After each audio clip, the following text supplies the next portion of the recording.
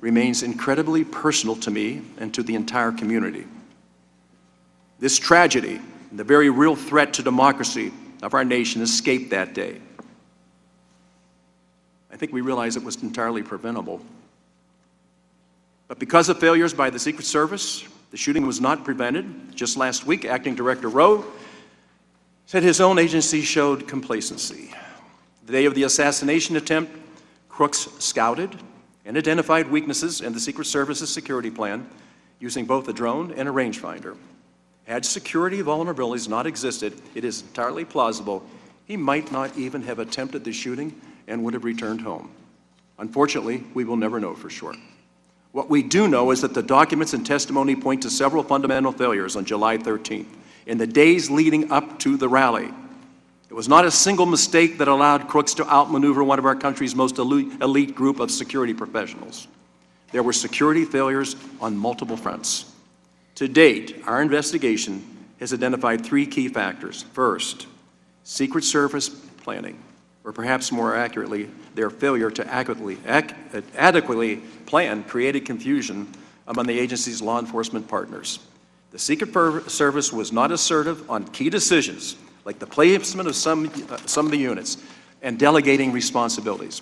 Secondly, the Secret Service did not close down public access or manage access to the grounds next to the rally site that were less than 150 yards from the stage where former President Trump spoke. Third, the security communications and command structure were not cohesive and did not allow for rapid decision-making. Information in a moment of crisis went through radio communications, text messages, and phone calls way too slowly. Second-hand reports were passed in a manner resembling the old children's game telephone. Altogether, these other failures led to a dysfunctional security situation that took the life of Mr. Comprador, injured two others, and nearly claimed former president's life. I will add to this what's not in my script. There was another life that day that was lost. The Crooks family lost their son. So whatever role he played that day, we must remember that at the end of the day, I believe this all could have been prevented. Now, in the hours leading up to the assassination attempt, crooks had a prolonged and unimpeded ability to scout the target and identify the most advantageous shooting positions. Even as Crooks was flagged multiple times for suspicious behavior, confusion surrounded law enforcement's responsibility to find and question him. Crooks operated in an unsecured area, as situational information about him was both delayed and limited. Former President Trump took the stage even as local law enforcement were escalating efforts to find a suspicious person. Evidence shows that in crucial moments after local police over radio reported that Crooks had a long gun on the roof, and in a period of less than 30 seconds before shots were fired, the Secret Service could not process the information fast enough to pull the former president from the stage. I am going to do something here, but I think, Lucas and Sarah, that we believe the same thing. All we had to know, if we knew there was a suspicious person out there, and this, I think once you listen to this today, you're going to find out, why in the world would you let former President Trump go out onto that platform if you weren't sure it was secure? That's the whole purpose of why the Secret Service was there. Thankfully, President Trump survived this near-death experience. Mr. Comprador did not. Exercising his patriotic right to participate in our democracy, he was not able to complete that day. And I want you to know something. The Comprador family, on Saturday morning, July 13th, were so excited to leave their home in Sarver as a family, Mr. Comprador, his wife Helen, and their two daughters, to go to Butler, Pennsylvania, to watch our candidates speak. 4 people drove over that morning. 3 people went home that night. Mr. Comprador lost his life that day. That is totally unacceptable in America. Today's hearing brings forward 3 witnesses who were at the rally aiding the Secret Service effort on July 13th. These men are the first individuals who helped provide security at the July 13th rally to testify before Congress. They are here to give their accounts of what they saw and experienced both at the rally and in the planning process leading up to it, the key being the planning process leading up to it. I do expect they will share enlightening information about mistakes and regrets, but also about heroic and selfless actions taken by local law enforcement that day. It's important to remember that these men and their units were not in charge of July 13th, nor did they have a hand in designing the Secret Service security plan. Those responsibilities belonged to the Secret Service. These men answered a call to play a role protecting the public and our political process, even though providing security at a political rally is not their usual line of work. Our country already knows what happened at 6/11 on Sunday, July 13th in Butler. The law enforcement professionals with us today are here to tell us about specific actions and events that led to this outcome. Testifying today, we also have the medical examiner who performed the autopsy on Thomas Crooks. He is testifying to answer questions about how Crooks died and to hopefully put to rest some theories and doubts that often seem to follow high-profile violent events. Finally, our panel includes a distinguished retired Secret Service agent who played no role in the events of July 13th and is on this panel to provide insights into Secret Service protocols and practices. After this hearing, the task force will use what we have learned from today's testimonies, additional documents, and local law enforcement resources in the next phase of our investigation. In this next phase, we will be seeking answers about the Secret Service's questionable decisions regarding planning, resources, and the apparent lack of leadership that led to complacency and vulnerability on July 13th. Since the task force added its first staff in August, following a unanimous 416-0 vote by this House of Representatives to establish this panel, we have led a thorough, fact-based, and bipartisan investigation. Our duty, as expressed in the resolution establishing the task force, is to investigate and present a report making recommendations by December 13th that address the Secret Service's security failures. This task force is fully on track to fulfill our duty. This hearing is not our last word or conclusion. It is a window for the public to see our important ongoing work. Finally, I want to take a moment to address former President Trump, who after September 15th has now decided in two assassination attempts, he's going to return to the Butler Farm Show on October the 5th. I want to personally commend the former president and his family for the incredible strength they have shown since July 13th. I can't imagine anybody looking at this and looking at it, and please separate the politics from all of this. This is a United States citizen running for a political office. He has a wife, he has children, he has grandchildren. Nowhere in our whole scope of government can we accept the fact that these people jeopardize or put their life in danger by running for a public office. It's totally unacceptable. I think he's owed a lot better than what he got that day, and also we're going to be looking at Florida. But we've been warned about these clear threats to his safety twice. It's the obligation of this Congress, this administration, and public servants at all levels of government to stand against those who would use violence to interfere with our elections. Every American should be outraged, regardless of who they intend to support, by these attempts to nullify their votes through violence. We use ballots, not bullets, to make a determination of who should serve. Today's hearing is the task force's latest attempt to seek accountability and answers on what happened in Butler, Pennsylvania, and to restore the faith, trust, and confidence the American people deserve. One last thing before I recognize Ranking Member Jason Crow and I have I think for whatever reason, we're put in the same place at the same time for the right reasons. I am going to ask unanimous consent to enter into the record a letter from Leader Scalise granting us permission to have one of our witnesses testify remotely today. And without objection, okay, so ordered. I now recognize the distinguished ranking member from Colorado, Mr. Crow, for his opening remarks. Thank you, Chairman. And I want to start by thanking all of the witnesses for coming here willingly on your own time to provide really important information for this panel and for the American people as we seek answers that they need. Political violence has no place in our democracy, period.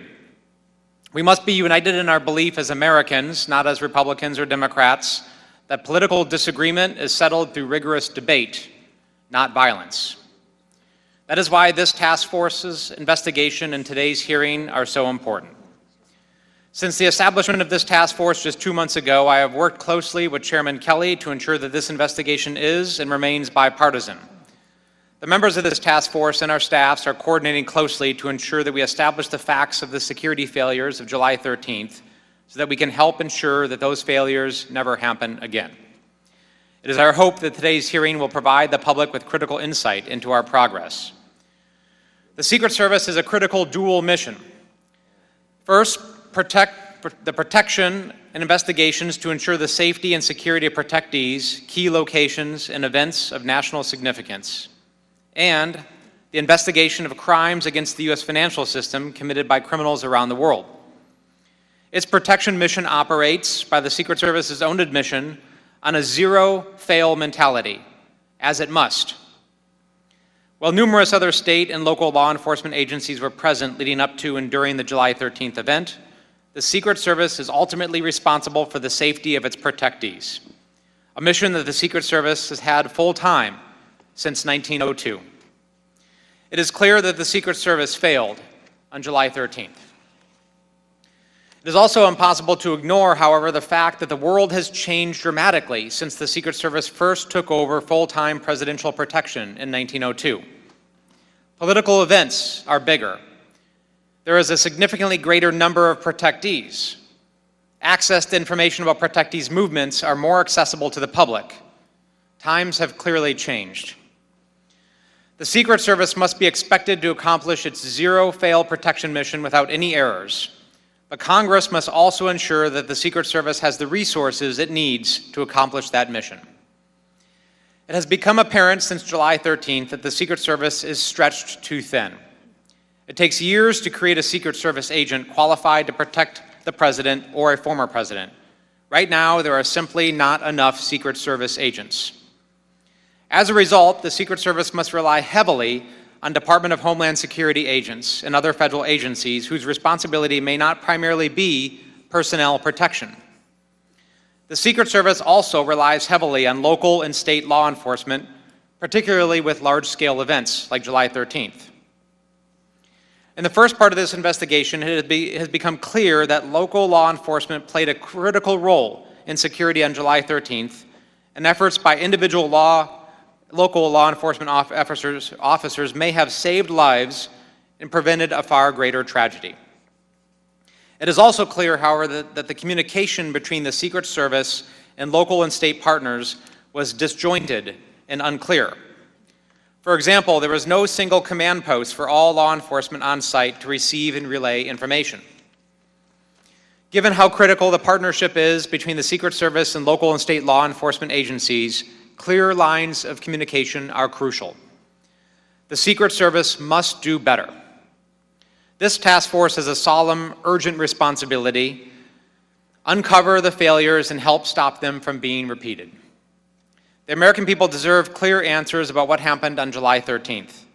This hearing will provide the first pieces of what we learned, but make no mistake, this investigation is still early days and there is much more to do. I look forward to hearing from our witnesses and learning more about their perspectives on what happened, what went wrong, and how we might prevent these failures moving forward. Thank you, Chairman. I yield back. I'll now introduce our witnesses. Today we are joined by Mr. Edward Lenz, who serves as the commander of the Butler County Emergency Service Unit. Commander Lenz is also a sergeant with the Adams Township Police Department.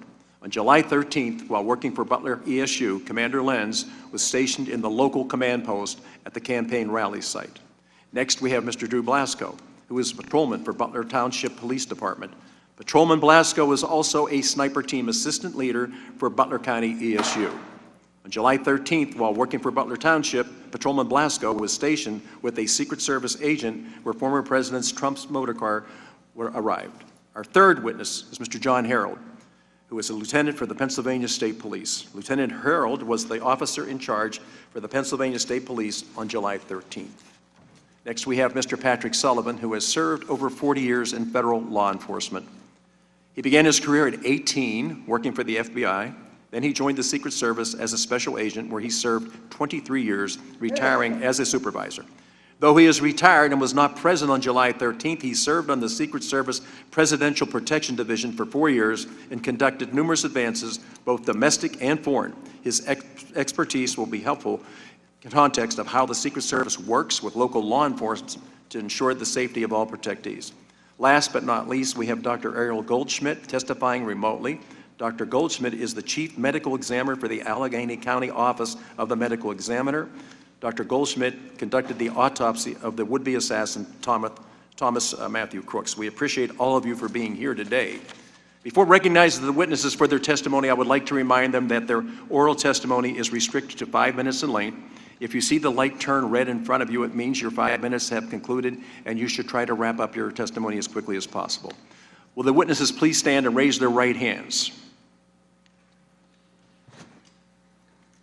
Do you solemnly swear or affirm that the testimony that you are about to give is the truth, the whole truth, and nothing but the truth, so help you God?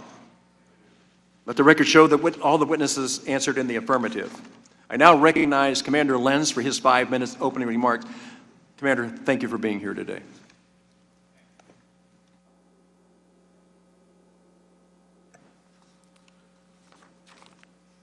Good morning. My name is Edward Lenz. I'm a patrol sergeant for the Adams Township Police Department in Butler County, Pennsylvania, and the commander for the Butler County Emergency Services Unit. I was the commander of the local tactical units operating at the Butler, PA presidential rally on July 13th. Butler ESU was initially requested to assist the U.S. Secret Service at the Butler rally by providing 2 counter-assault teams and a quick reaction force. Later, 2 sniper teams were added to that request during the planning process. We were assisted at the Butler rally by the Beaver County Emergency Services Unit, the Washington County Regional SWAT Team, and pre-hospital staff from Allegheny Health Network. Beaver ESU provided a 2nd armored vehicle with a counter-assault team and 2 police snipers.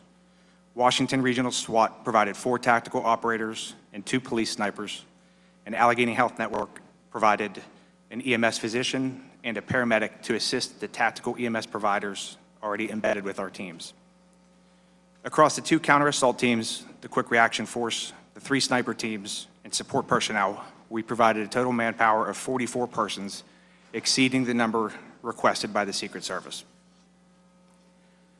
At no point during the planning process was Butler County ESU asked to secure the AGR complex, nor the perimeter surrounding that area. At no point during the planning process was Butler ESU asked to deploy a sniper team to the roof of the AGR complex, and at no point in our operations plan did we ever say that we would deploy a sniper team to the roof of the AGR complex. From their positions inside the AGR building, the snipers were not able to see the roof where the shooter was located, and again, that was not within their area of responsibility. Butler County is our home. Some of those attending that rally were our neighbors, our friends, our families, our coworkers, and in fact, my wife was one of the paramedics embedded with our team at the rally, and she provided treatment to those that had been shot. Each and every team member took their job serious and their responsibilities serious. Illustrative of this, a member of the QRF had observed several suspicious persons in the area of the AGR building, one of whom ended up being the shooter. This information was relayed to uniformed patrol officers assigned to post along the perimeter and was discussed with the snipers posted inside the AGR building. A Beaver County sniper in the AGR building was able to take a photograph of the suspicious male while he sat near the AGR building, and again later saw him using a rangefinder pointing towards the stage. And this information was promptly reported to the Pennsylvania State Police in the Secret Service Command Center, the Butler County Sheriff's Office, and the Butler Township Police Department. Had these officers not picked up on this suspicious behavior, we likely would not have known anything was wrong until shots were fired. Prior to those shots being fired, an operator from Butler ESU had exited the red barn behind the stage and was monitoring the AGR area due to the suspicious person reports.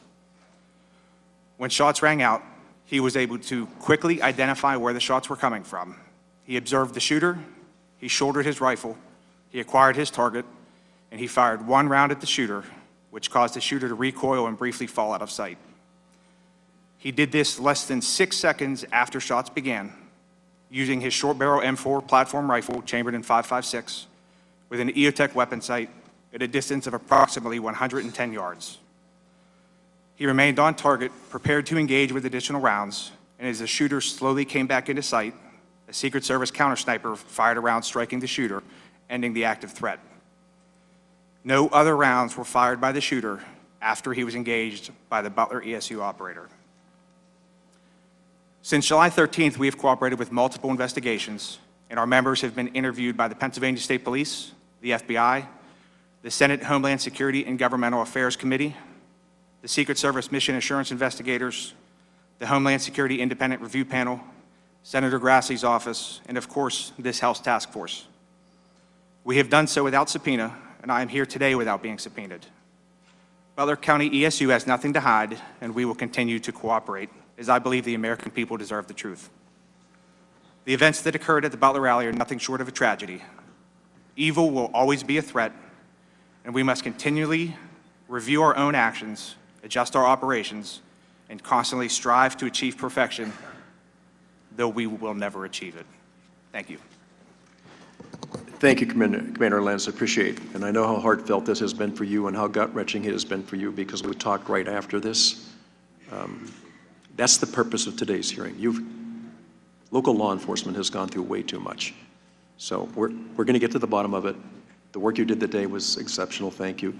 I'm now going to recognize Patrolman Blasco for his 5-minute opening remarks. Good morning, members of Congress and of the task force. My name is Drew Blasco. I'm a patrol officer with Butler Township Police Department and assistant team leader of the sniper unit with Butler County Emergency Service Unit, as well as a veteran of the U.S. Army. Please let me begin by stating that the place where the deadly events of July 13th unfolded is my home. I was born and raised in Butler Township, Pennsylvania, and I've regularly attended the annual farm show on those very grounds since I was a child. The Butler Township community is sacred to me and to the members of the police community with whom I serve. Many of our families and friends work in Butler Township, and our police force works very hard day in and day out to ensure their safety and to maintain the peace and safety of all who come into the township. The events that ultimately played out were horrific and tragic. A man lost his life, his family lost a husband and a father. People's lives were changed forever. I had the unique perspective of wearing two hats for this rally. As an ESU member and assistant team leader of the sniper unit, I took part in some of the planning meetings, which included interaction with the Secret Service. On the day of the event, I worked as a Butler Township officer, assisting with traffic control to ensure that the roads and intersections were clear for the arrival and departure of the motorcade. I would like you all to know that I, my fellow township officers, and ESU team members are committed to doing all that we can to help prevent similar tragedies from taking place in the future. We have voluntarily participated in numerous interviews with state and federal investigators, including those of this task force. We have done so to be transparent and to do what we can to help make political rallies and public events safer, and most importantly, to prevent the lives from being shattered whenever evil men are determined to pursue evil deeds. Thank you.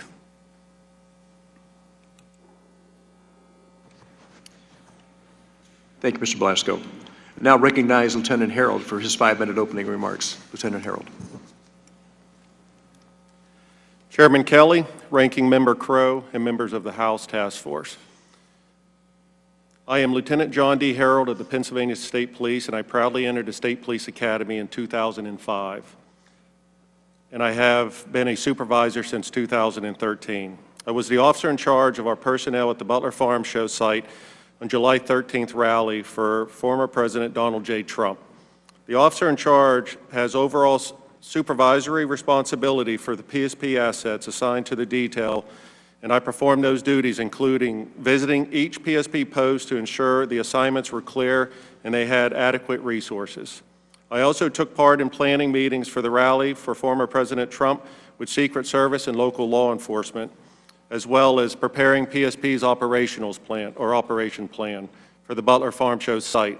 I appreciate the opportunity to join you today to discuss the event as it pertains to the State Police. The State Police is a full-service police department composed of 4,562 sworn members, 1,616 civilian employees providing various law enforcement services to communities and local, county, regional, state, and federal partners. The State Police operates independently from our local partners and works together with full and part-time local enforcement agencies, but we do not have administrative or operational oversight over local law enforcement agencies or county sheriff's office. We have always and will continue to work with our local enforcement partners at local and federal level to protect public safety. Secret Service is the lead agency at events involving its protectees, and PSP routinely provides resources and personnel to assist. As a matter of protocol, the Secret Service advises the state police that an event is anticipated, followed by a joint meeting and site visits. On Friday, July 5th, the Secret Service notified PSP that the former President Trump would take place, or a rally would take place in Butler. On Monday, July 8th, I and other commanders from PSP attended the initial planning meeting with various law enforcement agencies. I visited the site multiple times and completed the PSP operation plan leading up to July 13th. The Pennsylvania State Police provided all resources requested by the Secret Service. The Secret Service did not ask me, as the officer in charge of PSP assets, to post a trooper at the AGR International property, nor am I aware that Secret Service making that request to any other PSP official. 30 members of the state police were assigned to various roles to support the Secret Service. These members provided escort for the motorcade route, staffed post within the secured perimeter, performed roving patrols, and staffed the Secret Service command post. PSP was not responsible for securing the building or property at AGR International. The Secret Service established and managed the primary command post for communication in the office of the Butler Farm Show. A PSP sergeant under my supervision was stationed in the Secret Service command post to relay information or any communication made by PSP personnel to our local and federal partners. I thank you for this opportunity to provide information about the actions of the state police in planning, staffing, responding to the tragic events at the July 13th rally, and I look forward to answering any questions you may have. Thank you, Lieutenant Harold. I now recognize Mr. Sullivan for his 5-minute opening remarks. Mr. Sullivan. Chairman Kelly, Ranking Member Crow, and distinguished members of the task force, I am Patrick Sullivan, retired Secret Service agent with 23 years of service. I am honored to appear before you today. I'm a life member of the International Association of Chiefs of Police and the Fraternal Order of Police. I'm also a board member of the United States Secret Service Association. I'm speaking for myself this morning as a subject matter expert. The information that has come to light so far regarding the security failures in Butler is shocking and infuriating. However, I am very, very proud of the bravery of the agents who put themselves in harm's way to save former President Trump and the skill of the counter-sniper that neutralized the incoming gunfire with one shot. I served as a Secret Service agent in many investigative, protective, and supervisory assignments. Make no mistake, the Secret Service cannot function without the assistance of its state and local law enforcement partners. I truly believe the men and women of the Secret Service have the most difficult and unforgiving job in law enforcement. It is a zero-fail mission. I have the utmost respect for those agents, uniformed division officers, and staff who are currently facing the challenges. For a presidential visit, the Secret Service must provide 360-degree coverage to include the sky above and the ground below. The Secret Service establishes an inner, middle, and outer perimeter. I will now discuss a typical Secret Service advance for a presidential visit in the United States. Prior to July 13th, what follows was only provided for the president. It's my understanding that these advance procedures are now being used to protect President Biden, Vice President Harris, as well as former President Trump. The President's staff informs the Secret Service about the date and location and itinerary for a trip. The protective detail then notifies headquarters and the Secret Service field office where the visit will occur. The field office then notifies the relevant state and local law enforcement agencies and schedules a police meeting. It is at the police meeting that the state and local law enforcement agencies meet the Secret Service advance team and learn about the trip. Counterparts for the Secret Service advance team and local police are identified. The Secret Service advance team usually consists of the following: a lead advance, site advance, airport, motorcade, protective intelligence, counter-assault team, counter-sniper team, magnetometer, counter-surveillance unit, and technical advance components to include unmanned aerial surveillance. After the counterparts are identified, the police and Secret Service work together on their assignments to develop a security plan for their site. They will jointly determine the assets needed to secure the site. The Secret Service personnel doing the CAT and counter-sniper advance will also work closely with the local police SWAT personnel to craft a tactical response plan. The Protective Intelligence, or PI advance, works with the local police and other federal agencies to investigate any threats or threat-related information.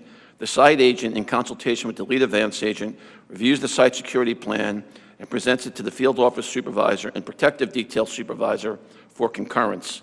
The lead advance agent is responsible for ensuring all protection activities are coordinated and in sync.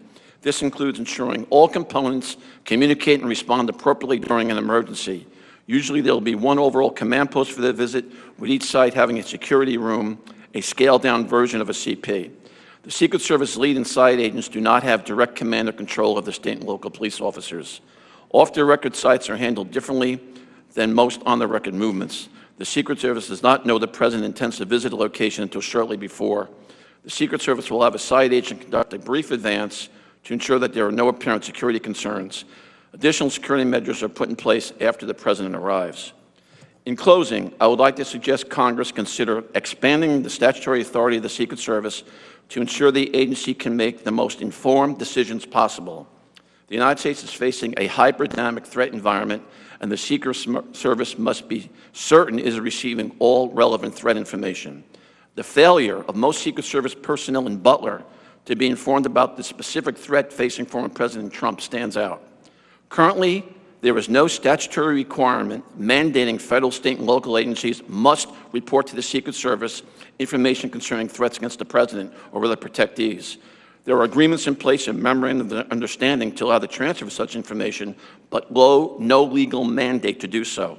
In my opinion, the law must clearly state such information must be immediately provided to the Secret Service to take whatever steps it deems necessary to conduct an investigation and follow-up. For example, the FBI has exclusive jurisdiction to investigate a conspiracy to assault or kill the President before the attack takes place. Since the Secret Service is responsible for protecting the President, it should be part of all such threat investigations, so it can take appropriate steps to prevent an assassination. And finally, the FBI has authority under current law to seek the assistance of any federal, state, or local agency, including the military, to help investigate an assassination or assassination attempt after the fact. I believe the Secret Service should have similar authority to call for such assistance to prevent an assassination or assassination attempt. That concludes my statement. Thank you very much. Thank you, Mr. Sullivan. I now recognize Dr. Goldsmith for his 5-minute opening remarks. Now, the witness is going to be testifying over the phone, right? Okay. Dr. Goldsmith, please. Good morning, Chairman Kelly, Ranking Member Crow, and distinguished members of the task force. My name is Dr. R.L. Goldschmidt. I'm the Chief Medical Examiner for Allegheny County, Pennsylvania. On July 13, 2024, after the attempted assassination of former President Trump, I, through my staff, reached out to the Butler County coroner, Bill Young, to offer our assistance if needed. Later that night, our assistance was accepted by Butler County, and arrangements were made to transport the bodies of Thomas Matthew Crooks and victim Corey Dean Comparator to our office. Our office wasn't involved in the transportation of the decedents. However, once they were transported to our office, the required chain of custody work was processed. The following morning, July 14 at 9:15 a.m., I began Mr. Crooks' autopsy with the assistance of other technicians named in my report. Prior to the autopsy, the body was x-rayed. Major handprints were obtained by the FBI Major Incident Program Manager, Brian Johnson, and gunshot residue test samples were collected by autopsy technician Lauren Coran. My involvement in the case was limited to the autopsy, in which I determined that Thomas Crooks died as a result of a high-velocity gunshot wound to the head with an entrance wound of the left upper lip. I had no reports from or involvement in the investigation into Mr. Crooks' motives or actions, crime scene evidence, or other outside evidence as part of my work. Items of evidentiary value collected during the autopsy were transferred to the custody of the FBI. Once I received the results of toxicology testing, which was performed by our laboratory, I completed a written autopsy report, which was signed August 5th and delivered to Butler County. Our office's involvement in the case concluded on July 22nd, 2024, when Mr. Crooks' body was released to a funeral home pursuant to the directives of the Butler County coroner.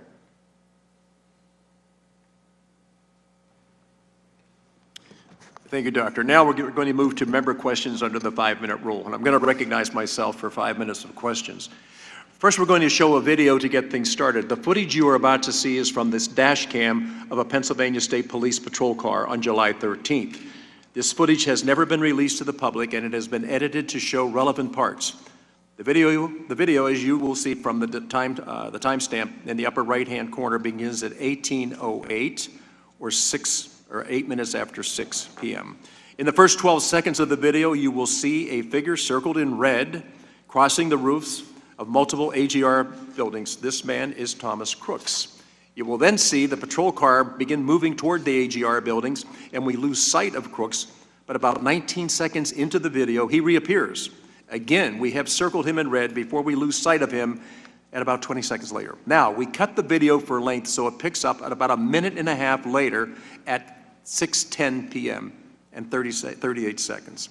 Here you will see law enforcement around the AGR building. At this point, all law enforcement entities staffing the rally are aware that there is an individual on the roof of AGR, but they do not know he is armed. Behind the trees, you will see one officer attempting to lift another officer up onto the roof, and you will see that officer pull himself up and look to the left. According to that officer's interview with the task force, he sees Crooks with the long gun, and Crooks turns and points the weapon in his direction. The officer then falls to the ground, injuring his ankle, and radios that the man on the roof is armed at 11 minutes after 6. That portion of the video ends here. We know that the first shot from Crooks is fired just 32 seconds later. We will play the video now.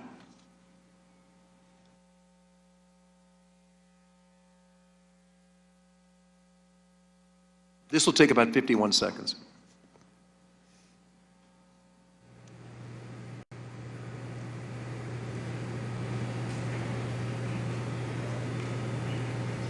There's no one in.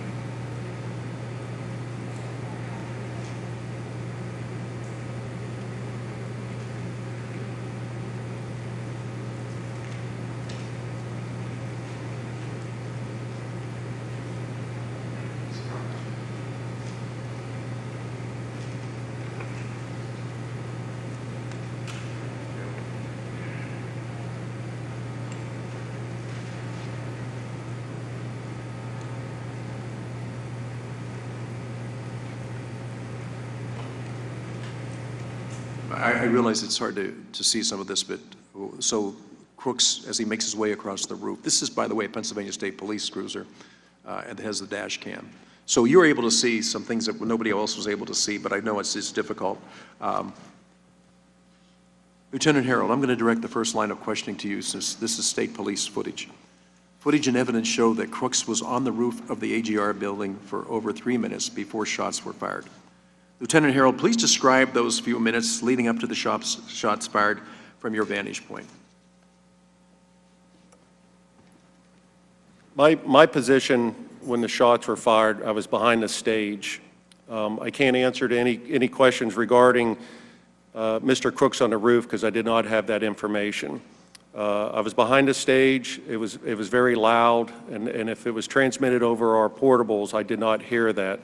But I had returned to my car briefly once the former president had taken the stage to retrieve a cell phone that had FirstNet, and then I was returning back to the stage when the first shot rang out. Officer Blasco, same question.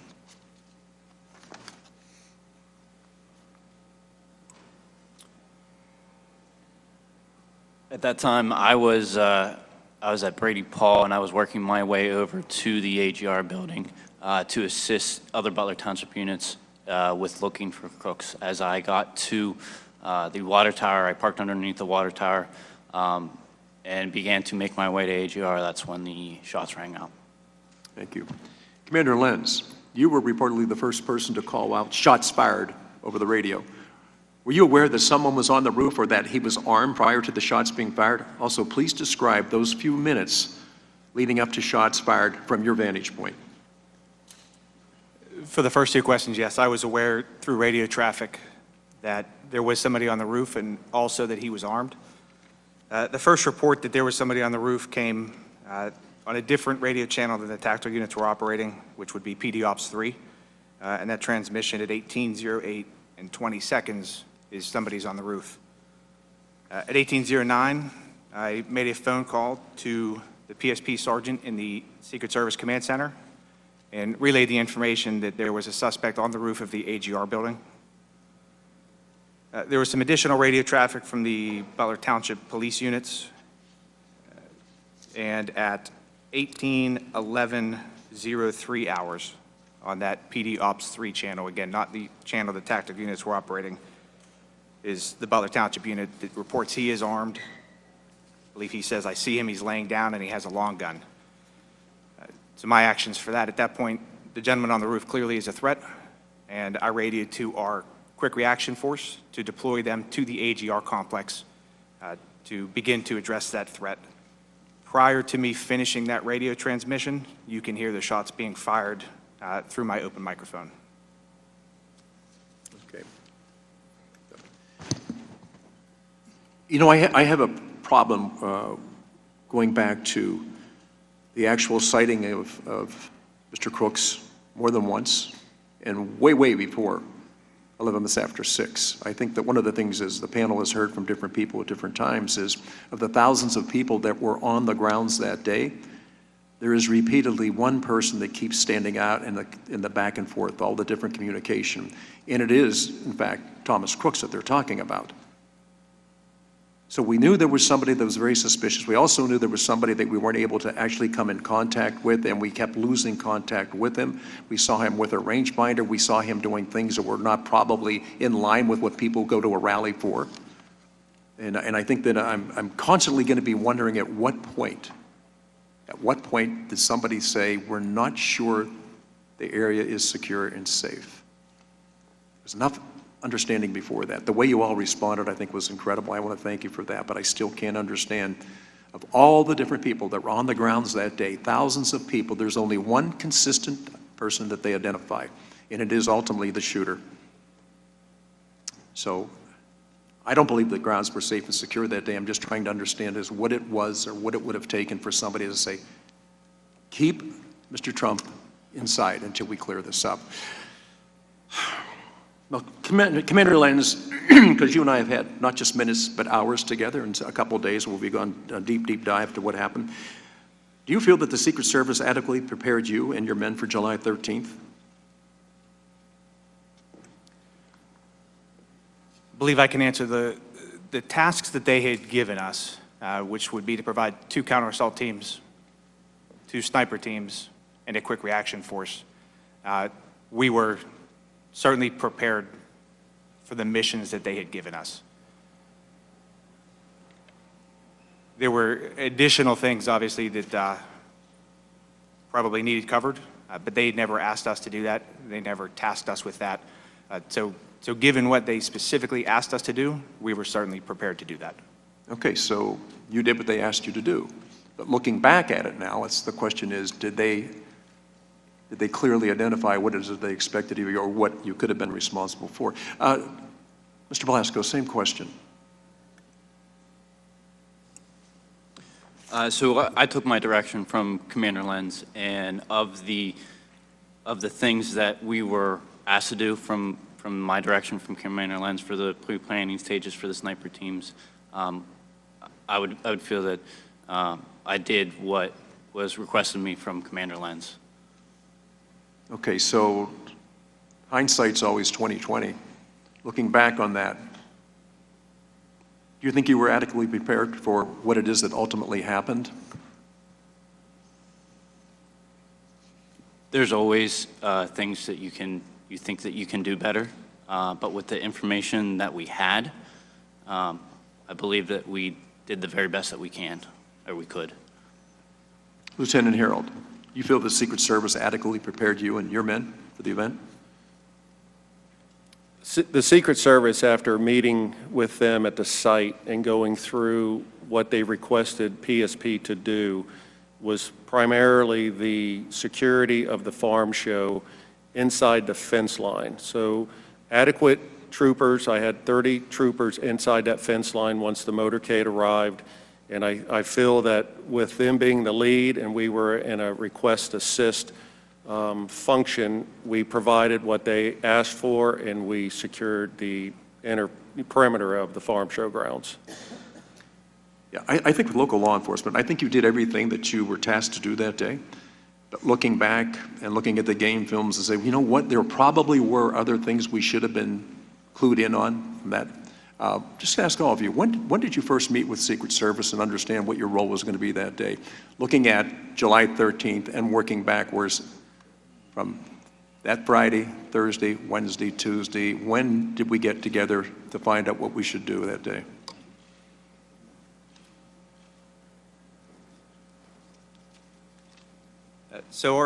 For Butler ESU, our first contact from the Secret Service was Friday, July 5th at 1:55, and that was a phone call asking for assistance with the upcoming Butler rally. We then had a police planning meeting that was on July 8th, 2024 in Allegheny County, and during that meeting is where they relayed the information specific to their request. And at that point for Butler ESU, that was 2 counter-assault teams and a quick reaction force. Commander, tell me, where did that meeting take place? I believe it was the Allegheny County Emergency Operations Center. I could not be there that day. I was actually teaching an active shooter class in Erie, and one of our deputy commanders went to that meeting. Okay. Mr. Blasco. Yeah, I will. So again, we took, from that meeting, we took direction from Commander Lenz and the deputy commanders and team leaders, and we started to formulate a plan of what to do. But the first interaction that I personally had with the Secret Service would have been the July 11th walkthrough at the farm show grounds. So actually on the site? Yes, sir. Okay, that was my question. I know that you were in Allegheny County when they're getting ready for this, but who actually walked the site, saw what it was that needed to be done, and had determined a lot of things, including where the perimeter should be? I would think that would be I would supposedly that there would be a lot of coordination between the local law enforcement, the Secret Service, and Homeland Security, who visited that day, to prepare for that event. I want to thank you all for being here today in your testimony. I'm now going to have Mr. Crow has his turn. Thank you, Chairman. Mr. Sullivan, I wanted to start with you for a moment. I served in the Army before coming to Congress, and one of the principles of operations, as Mr. Blasco, I'm sure, is familiar, is you have to have unity of command and you have to have effective communications. Without unity of command and effective communications, a unit cannot operate. So one of the things I'm struggling with is this idea that there wasn't a single unified command station on site. The Secret Service did not establish that. Is that atypical in your experience? Would there normally be one command and control station to unify command and communications? Yes, that's very atypical. I am very surprised. Normally, there will be an overall command post for the entire visit. Then each site will have what's called a security room, where radio traffic pertinent to that individual site is controlled. And the command post, the overall command post, should be the state, local police, Secret Service, and other federal partners that may be assisting. So this is very unusual, that the way it turned out here at this site. Do you have any sense in this instance as to why that might occur? Are there instances where when you're conducting an event, you would do multiple command posts, or can you not see why that would be the case? Well, it's a misnomer, Congressman. The multiple command posts, the Secret Service always has security rooms at individual sites, and they may be termed a command post, but it's really a mini command post. There should be just one overall command post. Then each site has their own kind of communication center where information relative to that site will be transmitted. For example, the airport agents or security there really are not concerned what's happening at the other sites because they're only concerned about the airport. So there'd be a security room just for the airport site. It's probably safe to say that time and speed is really important, right? Because the idea behind that, and I don't mean to put words in your mouth, but the idea behind that is if there's something identified as being wrong, a suspicious person, that has to be very quickly communicated, right? Yeah, this is how it should happen. The protective detail is on one specific frequency, the Secret Service frequency, and only the protective details on that frequency. The post standers are on a second frequency, and the tactical teams are on a third frequency, but the other tactical teams monitor all three frequencies at the same time. So if something happens, it's at the security rooms responsibility to immediately go on the radio on the details frequency and say, there's an issue, remove the protectee from the stage or cover and evacuate. That's what's supposed to happen. And that's what's drilled into every Secret Service agent. There has to be, because the detail agents, don't forget, they can't listen to all the other traffic. They have to be rock solid on protecting the president or the presidential candidate. So their frequency is just for their individual movements. So in this instance, based upon what you know and what you heard from Commander Lentz and Mr. Blasco, a suspicious person was identified with a rangefinder. Pictures were taken of this person moving around a building, so much so that it drew the attention of one of the sniper teams who took pictures of it.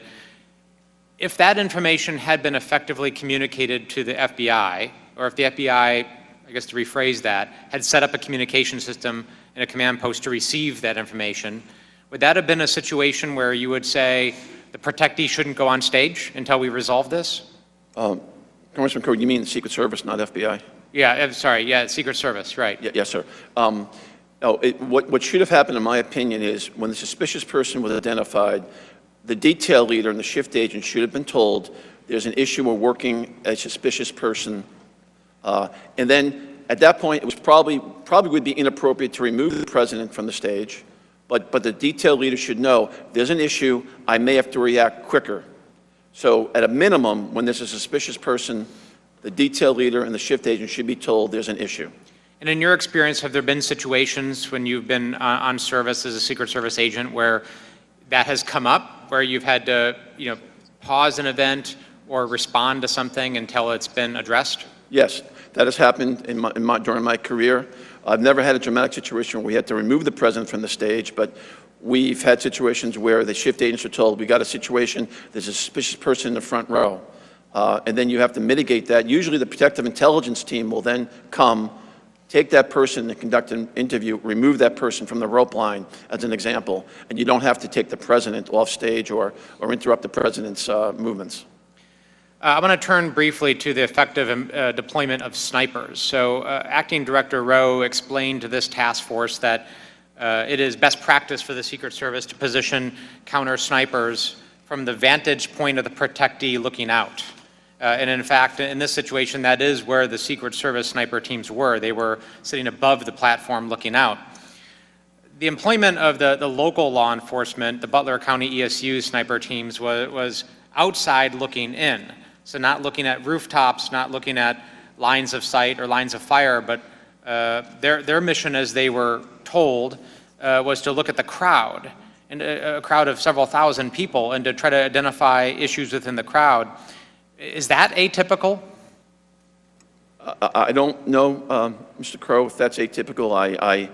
I'm very familiar with the our counter-sniper operation in the Secret Service, and that they do set up their position for a line of sight to the stage, show a potential assassin, what type of shot can a potential assassin make against the president, and counteract that.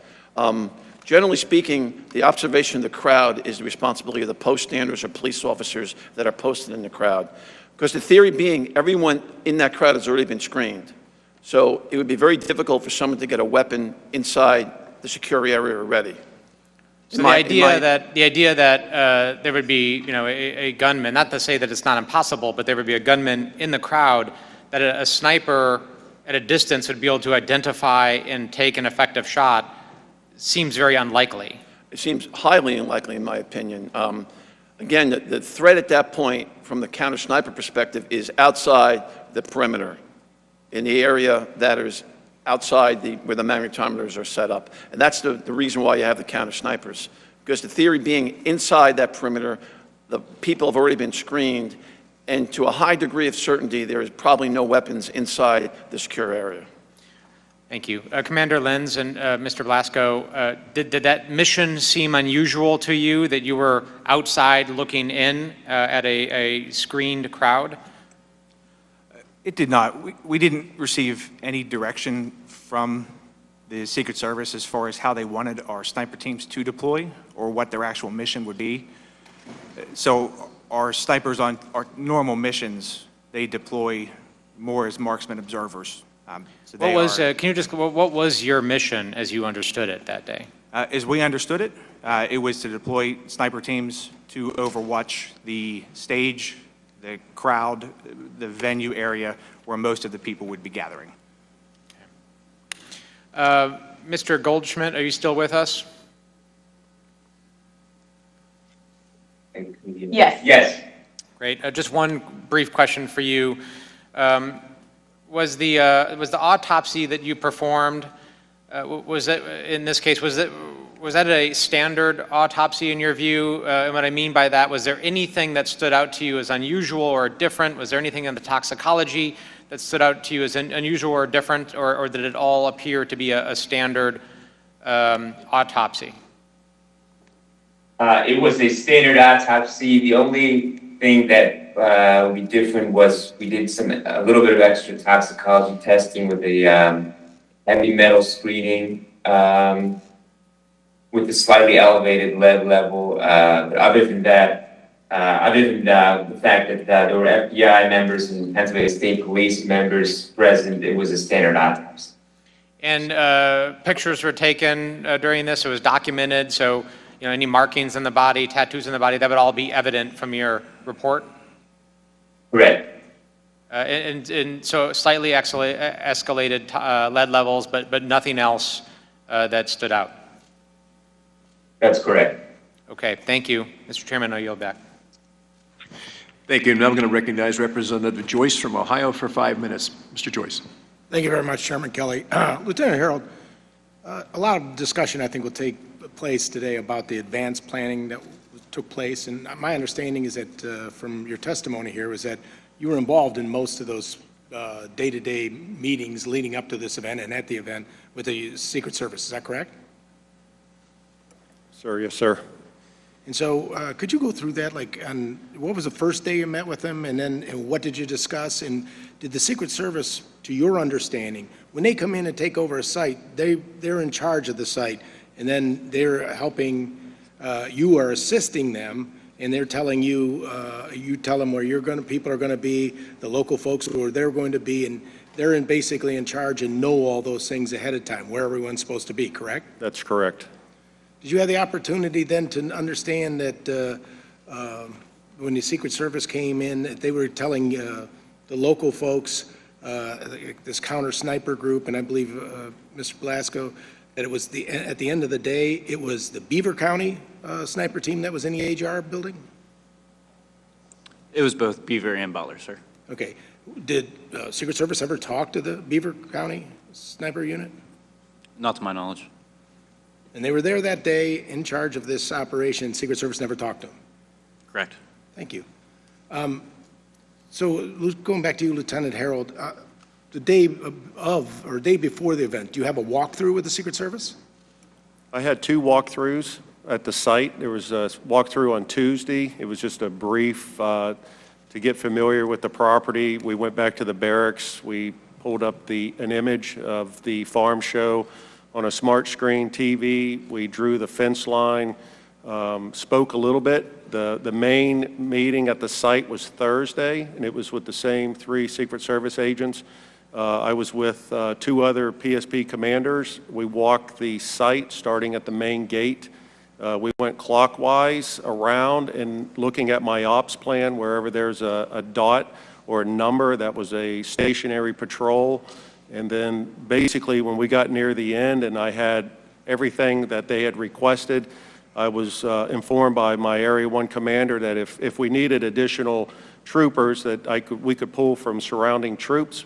But after the request and the assignments that was given to us from Secret Service, I had plenty. I covered all the posts and I had additional roving troopers inside the venue. So that was primarily the main meeting that we had with Secret Service was on Thursday, and then I completed the ops plan and had it forwarded out by 1,500 hours on Friday. So that was 2 days before the event. No walkthrough the day of, no walkthrough the day before. There was no walkthrough. I spent a little bit of time there Friday evening. There was an incident between Secret Service and the campaign. I was on my way home. I live across the street from the farm show, so I stopped there to see what the issue was. I ended up staying there until about 8:30 p.m. that night. So I did have some other interactions with Secret Service there on Friday, and then even some early communication with the campaign and Secret Service the morning of and during the event on July 13th. What was the issue? The issue was there was a campaign. We didn't know who it was at first. There was a vehicle that was parked, and one of the Secret Service agents had approached this person, and I think the individual was rude to the Secret Service agent and then got out of the car and just walked away. So I had a trooper there go up to the PA system, page the registered owner of the vehicle, and I gave them so many minutes to return to their vehicle or I was going to tow it. Okay. So. Mr. Sullivan? Were you ever personally on a presidential protection detail? Yes, for 4 years. Okay, when was that? It was 2 years with President Reagan and 2 years with first President Bush. Oh, God bless. What kind of training did somebody on a PPD have? We had extensive training. We came through the normal Secret Service training, Federal Enforcement Training Center, the Secret Service Training Center in Beltsville, Maryland. Then, before you got to the presidential detail, you had to do a series of field office assignments, investigations, and protection assignments, assisting on advances. And then when you got to the Presidential Protection Division, you had to have a minimum of 6 or 7 years experience, which is what I had when I got there. And then once you're there, we had training at least once a month. We had to shoot our firearms once a month, and we went to Beltsville, the Riley Training Center, at least once a month for, we call them attack on principles, AOPs, where you'd go through routine and events that might happen, then all of a sudden you'd have an attack on the person who was acting as the president to test your response skills. So it was very, very intense training. I appreciate that, sir. Our acting director, Rowe, has said that we need a paradigm shift, and we need to be changed from one of being reactive to one of readiness. Now, what does that even mean? Well, I think it means that the Secret Service needs to shift how we do business, but I'll harken back to my testimony. To me, Like shift, from back to all the work that was done to prepare you for President Reagan and President Bush to the lack of that work being done now? no, sir, that's not what I mean. I think there's a certain, I don't know what words actually come to mind, but agents are exhausted now. The campaign really, really takes a lot out of them. And I think they don't have enough resources, Secret Service does not have enough personnel and resources to give people the break that they need. But also, let me say though, Congressman, when we say about the paradigm shift and going from a reactive mode to a readiness mode, it's really being proactive. And I'll harken back to my testimony. So when would you not be proactive when when you go out into a situation like that? You're always looking for points of attack, correct? Yes, from the physical protection aspect, but I'm talking the overall agency. I'm talking about the physical protection. When you were in PPD, when you were out there on the field, if you saw somebody in the line of sight or the day before in a walkthrough and you saw problems with line of sight, what would you do? I would have had those mitigated, or else I would have talked to the supervisor and said, it's not safe for the president to come. Correct. How would you mitigate it? You could have banners, you could have buses, you could have trucks. There are a lot of ways to mitigate it. But however, to me, the simplest way to mitigate the building there outside the fence line in Butler was to post it. If you had police officers on the outside of the building, or agents, no one could have got up to the roof. My understanding is that there was some type of vehicle that was supposed to be posted there to block that line of sight. When you came out and you were in charge and you didn't see the vehicle there, you still let the president come out? Well, I didn't do the advance, and I don't want to second guess the I know, people but there. I'm asking you, since you're here on their behalf, I'm asking you, Mr. you Joyce. would have let the person come out? Mr. Joyce, I would have taken the steps necessary. If I thought there was still a gap in the security posture, I would have taken the steps necessary, or I would have told the supervisors it's not safe to bring the president here. That's what I would have done. Mr. Joyce. Thank you very much. I know I exceeded my time. I wish we had a lot more time to do this. I mean it because I think you're onto something that we really need to know. I'm Mr. not a Priya, you chairman, are so I now don't get recognized extra for time. 5 minutes. Thank you. Yes. Thank you, Mr. Chairman. I just want to welcome our witnesses today. You're all real-life heroes, and you acted with bravery on July 13th, and for that, I thank you on behalf of the American public. I'm also grateful that former President Trump was not seriously injured, but several families were. Their lives have been changed, and for them, I have nothing but my deepest sympathies.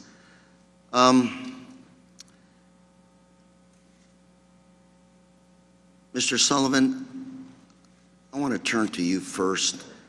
I have a Wall Street Journal article from yesterday, and I'm going to submit this for the record, Mr. Chairman. Objections. And quickly summarizing some of the statements were made. Unclear chain of command, technical issues, poor communication, couldn't identify who within Secret Service was final decision maker, no communication in real time, 2 communication centers. Secret Service said they had technical issues with the radios, a problem that was characterized as being common with the agency. This is a summary of the Senate findings. And Mr. Sullivan, I just want to ask you a very brief question, which is, who's in charge at these sites? It is crystal clear in my mind from when I was an agent. The site agent, the site advance agent, crafts his or her plan, presents it to the lead advance agent. Ultimately, the lead advance agent is personally responsible for signing off on the entire advance package, all the sites, airport motorcades. So I'm going to ask you, you have at least three different elements here, 3 different groups that we're talking about here. We're talking about the Secret Service, local police, and the campaign. Yes. So the Secret Service is in charge Secret Service is in charge of all the above. of security. No, not all the above, not the campaign, Mr. Carrera. It's only charge of the security portion. And I say that to you because some of the testimony here today, first of all, we don't have communication was totally lacking here. You mentioned there was a, one command center is generally the situation. Here you had 2 command centers that didn't talk to each other. You had someone in the roof spotted, 1609, call was made, suspect on roof with possible weapon. 1811, local police officer spots crooks, jumps off the roof, injures himself. 32 seconds later, you have a shot, goes off. Real time. You've been with the Secret Service, sir. You with President Reagan, I believe you said. And President Bush, yes, sir. Thank you for that good work. What went wrong? Who's in charge? And I'm not trying to say focus on you, but rather we have former President Trump going back to Butler here in the next few days. I'm not looking for people that are guilty here. I'm looking for solutions. What went wrong? How can we fix that moving forward? Well, what went wrong here is there was a breakdown, and I'll explain one more time, Mr. Carrera. The site agent reports to the lead agent. The lead agent is responsible. He or she is responsible for the entire advance package, and then that's presented to the field office supervisor and the detail supervisor. Are we being lax here? Because Secret Service is an elite group of Americans, done an excellent job of protecting our presidents. And here today, you described to me, who's in charge, at least for the locals and Secret Service and not the campaign. But is there somebody there who has the authority to say, this doesn't look good, pull the candidate off the stage, this situation is beyond my control, or it doesn't look good, cancel this thing, move to a safer ground? Is there somebody there that has the authority to tell all 3 elements, this is not good, let's move on? Yes. The site agent and the lead agent, before the protectee gets there, could call ahead and say, it's not safe, do not let the protectee arrive. Absolutely. Once the protectee's there, if there's an issue, any agent, you don't have to be the detail leader, any agent can go up. I'm running out of time, so very quickly, my last question would be, did that person in charge also review all of the communication and say, this is not working? Yes, that was the lead Pull the agent's plug. responsibility. The lead agent, And so there was a failure there by the lead agent. well, I don't want to specifically say the lead agent, but in my opinion, it was probably the lead agent's responsibility to ensure the overall communication for the entire visit was appropriate. And that was not the case. Apparently not. Thank you, Mr. Chairman, I yield. Thank you, Mr. Correa. Now recognize Representative Walz for 5 minutes. Thank you, Mr. Chairman, and I think I share everyone's condolences for the Compatore family, for the Copenhaver family, for the Dutch family that are dead and suffering because of these failures. And thank you all for your service. Every day you wake up and put that badge on to keep us safe. We appreciate you and we have your back. And I just want to let you know, as a veteran, when we come home, we depend on all of you, and I just can't thank you enough. Commander Lenz, Lieutenant Harrell, I want to take a step back again, back to the planning. And really the threat profile that President Trump is facing that is unprecedented in modern American history. Commander Lenz, Lieutenant Harrell, were you made aware that Iran has ongoing assassination plots against President Trump that are active and ongoing right now as we speak, including to the run-up? No. To July 13th? I am not aware. Was it ever discussed with you that an Iranian operative has transited Venezuela and was in the United States, according to FBI public notice made in March, recruiting hitmen to kill President Trump? It was not. Were you made aware on July 13th or on July 12th that day the FBI had arrested a Pakistani national, Mr. Merchan, with ties to Iran, putting down payments, actual cash, down payments to recruit hitmen? No. Were you aware that that same operative were recruiting women as spotters and recruiting protesters as a distraction? A fairly sophisticated plot being run by a foreign state actor intelligence agency. No. Not aware. Mr. Sullivan, in your experience, would that change how you operated? Would that heighten your level of coordination, assets? Absolutely, Mr. Walz. It would be a tremendous game changer. But again, I hearken back to my statement here at the beginning. The current situation with the Secret Service not being mandated to have information provided to it is a problem. Now, the Secret Service should have been part of that overall investigation. The Secret Service should have been part Secret of the Service arrest. should have been aware. Absolutely. And They've been probably where had you been in charge, or in your experience, would certainly make local law enforcement aware, hey, we not only have ongoing plots, we just arrested someone in the United States putting down payments to kill President Trump. This is on top of the ongoing domestic threats, correct? Yes. You would yes. make your counterparts aware. Yes, I would think those Secret Service headquarters knew about that. I'm assuming that. I don't know for a fact. But I've been in law enforcement my whole life. Unless you're in the room, unless you're one of the persons putting handcuffs on the suspect and bringing him in the room conducting the interview, you're never going to get the whole story. You have to be But at part least of that in arrest. awareness, in fairness, just I have limited time, at least in awareness to your local law Yes, enforcement, right? yes. So were you also aware, was anyone aware that President Trump had been denied additional resources, but the reason the Secret Service counter sniper team wasn't there to coordinate with you is they were still pending approval at Secret Service headquarters. That's why the actual counter snipers weren't there to coordinate with you. Was anyone aware of that?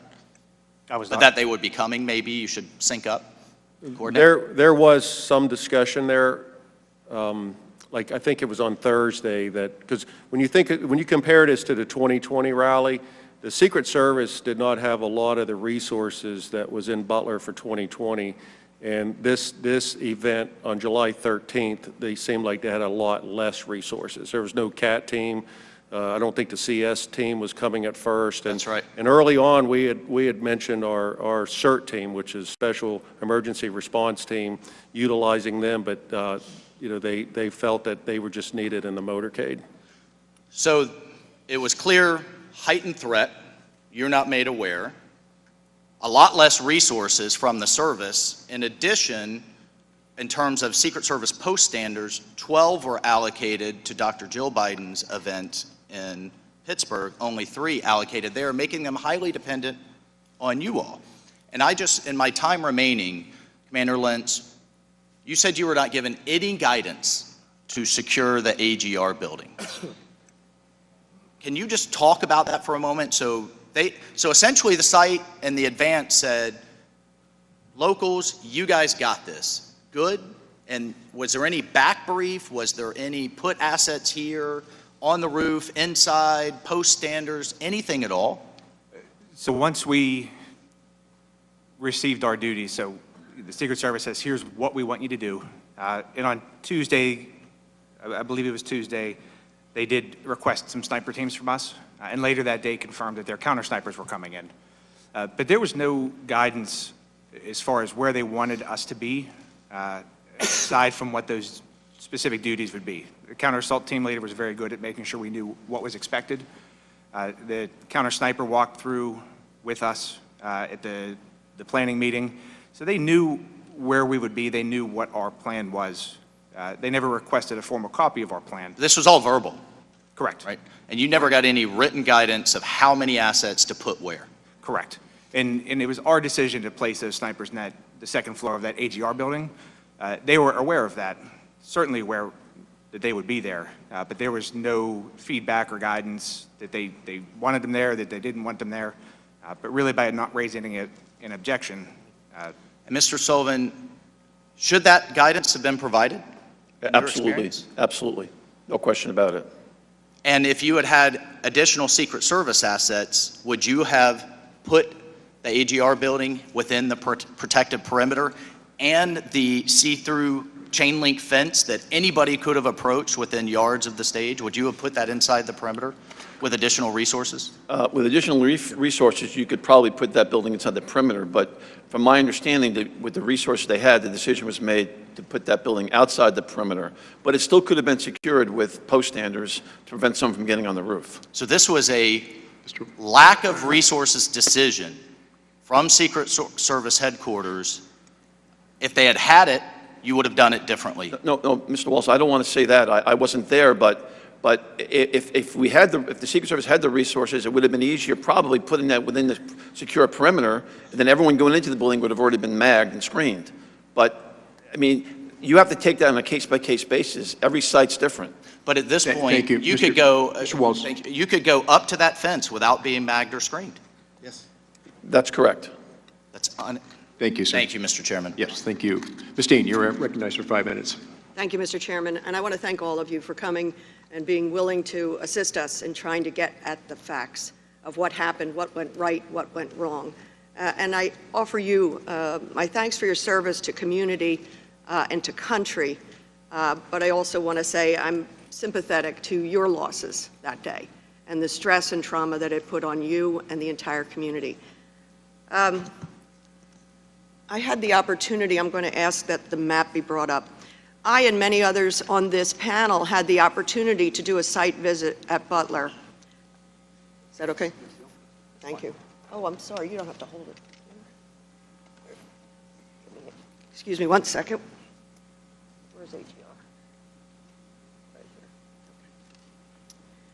And what struck me, and I think most of us, was the proximity of the place, how close everything was as we walked into that field and looked where the stage would have been and just looked to our left, the double fence line, very open double fence line, and then these buildings. So I'm going to start with you, Officer Plasko. And again, I thank you for your service to our country and, of course, to the community that week and that day and continuing. Officer Plasko, this set of buildings at the top here, they're adjoined buildings, there's a separate building, there's a parking lot, there's a wooded area. What we see at the top, is that the AGR complex? Yes. Okay. How far are the AGR buildings from the red barns behind the stage, which I don't think are shown here? Red barns were here. They are approximately 130 yards. 130 yards. Okay.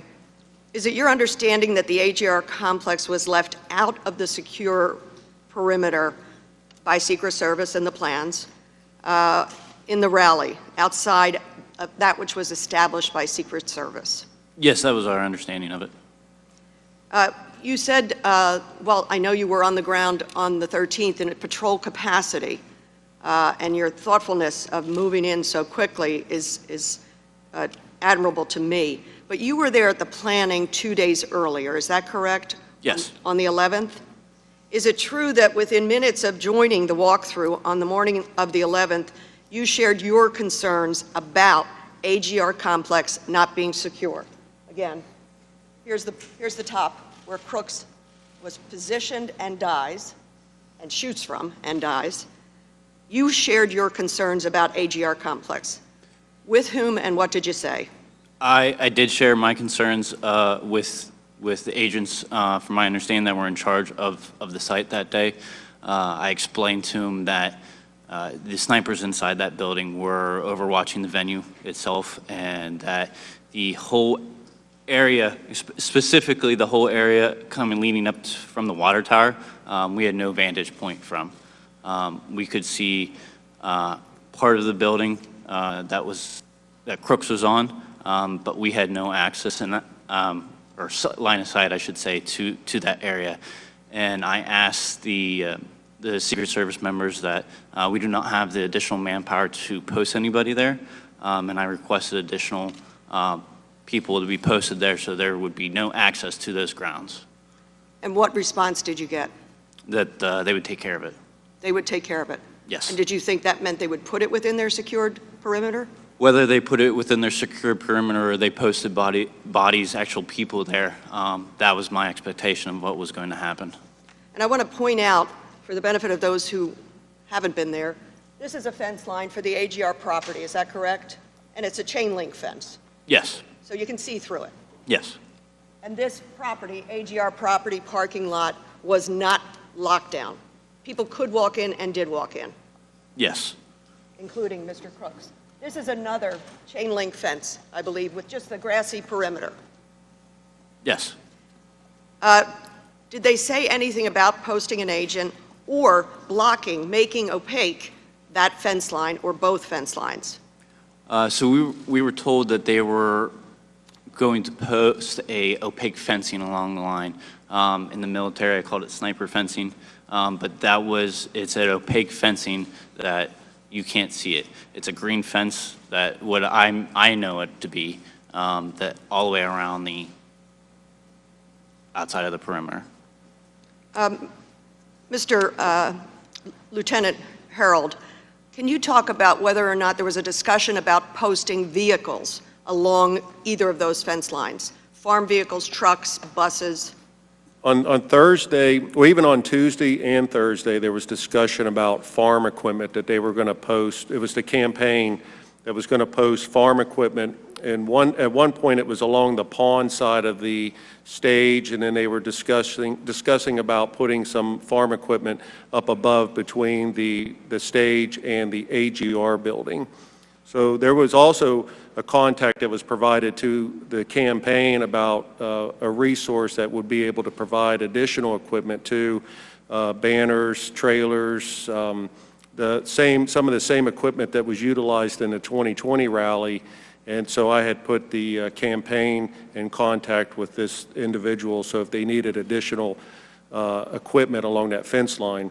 And then there was also some discussion about, I think it was like, I guess you would say a jumbotron or something, like there was supposed to be a screen of some sort, you know, like blocking that area a little bit better. Saturday morning when we showed up, I think there was one combine that was between the AGR building and the stage, and there was a few additional tractors that was on the opposite side, on the pond side of the farm show there from the stage. And Commander Lentz and Mr. Blasco, when Secret Service arrived, did anybody say to you all, well, we're missing some of the stuff we thought was going to be here, to block that line of sight? When I arrived the day of the rally, I actually did not speak to anybody from the Secret Service until I had to make a phone call to the Secret Service specific to a possible threat that the 911 center received. I thank you. I recognize I've gone over, Mr. Chairman. Thank you. Again, I'll just go to thank you for your service, and it is stunning, the proximity of that rooftop and all of that property. So thank you. Thank you, Ms. Dean. Mr. Fallon, you are recognized for 5 minutes. Thank you, Mr. Chairman. Lieutenant Harold, how long is the academy that you attended to become a Pennsylvania State Trooper? Approximately 6 months. And during that 6 months, how much time was spent on personal protection training or providing security at political rallies? Very little. Yeah, if not any, right? Right. Would that be the same, Commander Lenz and Officer Blasco? Correct. There's Similar. To my knowledge, not in the police academy. Agent Sullivan, when you went through the academy training, was it 6 months like it is now? The first school was 12 weeks at Glencoe, Georgia, and the second Secret Service was about 16 weeks. Fair to say that about 5 to 6 of those weeks were spent on how to secure perimeters and things like that at political rallies? Yes, it was And personal protection? the vast majority was protective intelligence investigations, protection. Right. And then when you actually went on a protective tour, it's about 5 or 6 years? That accurate? You'd have to be an agent for at least 5 or 6 years before you could be assigned to protective detail. Right, but a protective tour lasts about 5 years or so? No, when I was an agent, it was between 3 and 4 years. It's about 5 years now. Or more, yes, sir. So fair to say, I think we've established that the experts in protection are the Secret Service and not local law enforcement. You do a lot of other things. To illustrate for the American people the abject historical failure of the Secret Service, because they're supposed to be the premier protective agency in the world, and on July 13th, they were anything but. And Helen Comparatori doesn't have a husband because of that. So when I visited the Butler farm, the Butler Farm Show and the AGR complex, two things struck me. The absolute, that proximity of the AGR building to where the stage was and where President Trump was speaking. And also, when you're on the other side of that very limp chain link fence, how much, I'm shocked as to how many people were milling about that didn't go through any magnetometers or any security checks.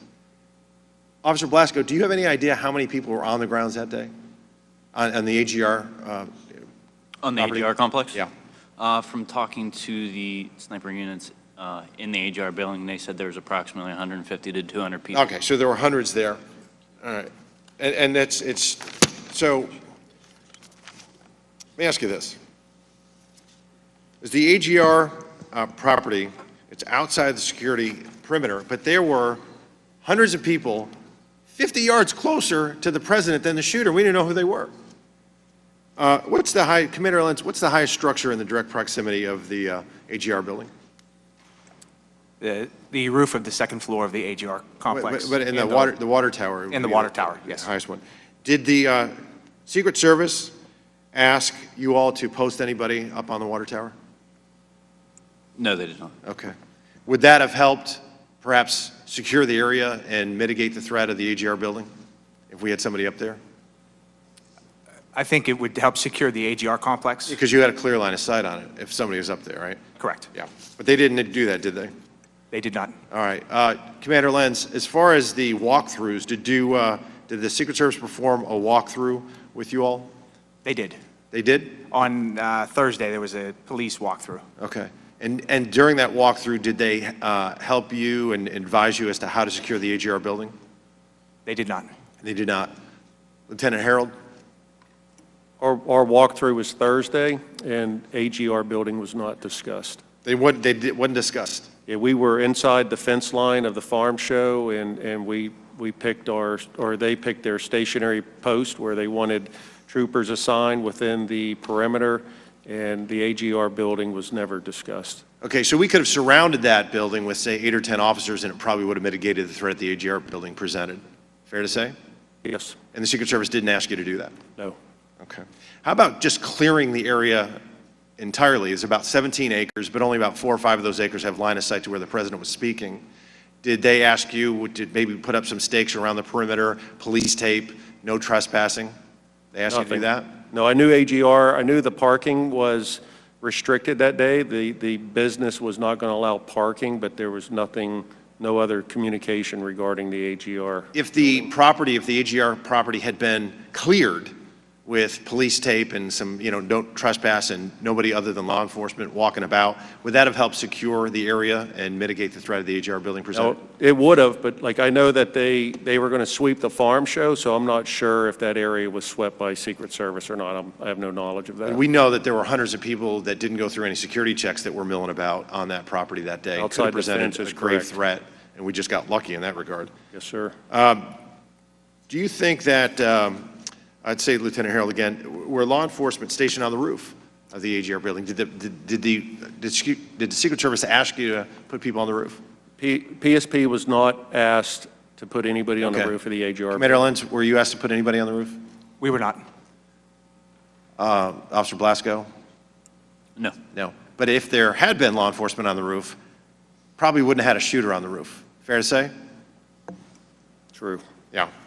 How about drones?